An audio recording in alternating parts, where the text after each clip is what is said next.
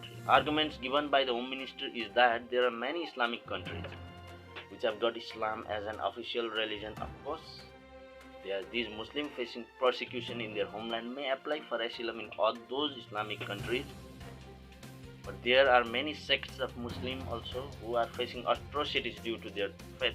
Irrespective of the similarity in religion, they are different.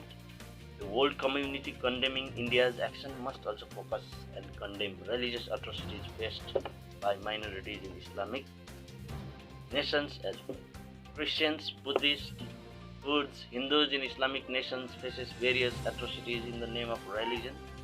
Not only them, Sunni, Shia, Ahmadiyyan, millions were killed in Syria, Iraq, Sudan, Libya, and the list doesn't stop here. Cultural nationalistic feelings among Islamic individuals, irrespective of being of different countries, doesn't hide itself from the face of this world. Their bullying against Israel is the sheer proof. Every year, UN condemns the action of Israel's action, violation of human rights, but we should know that Israel is the only truly democratic country in the entire Middle East. But the world forgets Israel protects human rights, not the other case around. Nobody can deny the fact that Islamic League have many times attempted to tarnish Israel. The case of India must be understood in the light of Israel because these both countries are true democracy lying at the two poles of Islamic theocracies. Last stage of Islamic theocracy. Centuries have seen Islamic expansion throughout the Middle East, Africa, and the history of violence and atrocities cannot be forgotten. Forceful conversion is not only their historic action but is still in their present norms. Thanks to the crusade of medieval period which stopped the Western occupation of Islamic conqueror, thousands of crusades fought not only to stop Islamic invasion but also successfully deterred the attack on the Western culture. The world have seen whatever the Islamic expansion have taken place.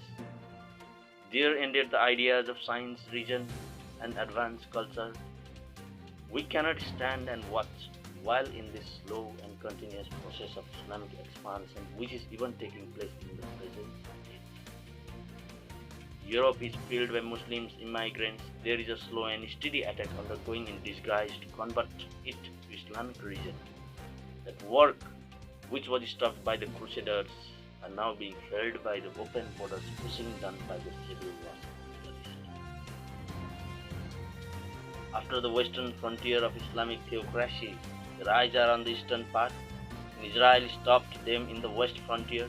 India and other democracies on the entire scene resisted these invasion and expansions. Centuries of invasion done by Muslims have led to sharp rise in Muslim population in India in pre-independence eras. It is increasing by day and year. It is not a threat to Hindus only but also to the democratic values. As time and history have proved, where Islamic ideals prevail, democracy ceases. But our Home Minister and the ministers or Prime Ministers must notice that there is a difference between Muslims and other minorities of the country. I am Kiran Rai for the Weekly Chronicle.